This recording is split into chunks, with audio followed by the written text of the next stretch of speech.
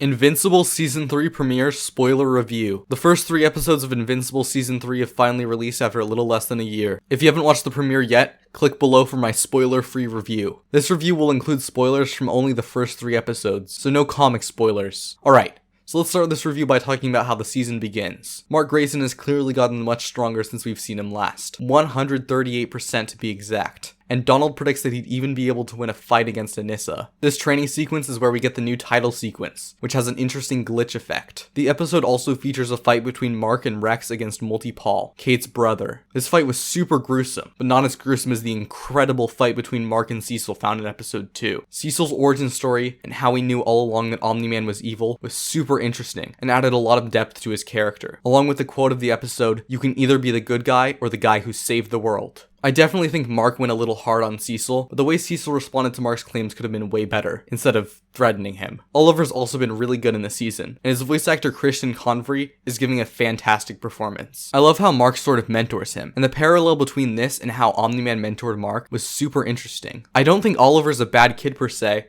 but I agree with Debbie on the fact that he definitely got his powers far too early, and his fight against the Maulers left me with my jaw on the floor. Rex's character has also been progressing in an interesting way, and I like his interactions with Shrinking Ray. However, by far my favorite part of the season so far has got to be the relationship between Mark and Eve. It's so pure and sweet, and finally puts these two characters together in a super satisfying way. I also like how Amber is still friends with Eve, and has actually also moved on from Mark and is seeing a new guy. Omni-Man and Alan have only appeared briefly in one post-credit scene, but I know they're going to be an amazing part of this new season, as these two characters work really well together. How this premiere ends is with a reveal that Angstrom Levy has been monitoring the Grayson household, which I already knew from reading the comics, but I feel like a lot of people might think this show has been doing too many fake-out deaths, and this is just one to add to the pile. Otherwise, I'm really excited to see what these next few episodes have in store. Overall, I'd give the first episode, You're Not Laughing Now, an 8 out of 10, the second episode, A Deal with the Devil, a 10 out of 10, and the third episode, You Want a Real Costume Right, a 9 out of 10. If you liked this review, please leave a like, and I might make a comic spoilers version of an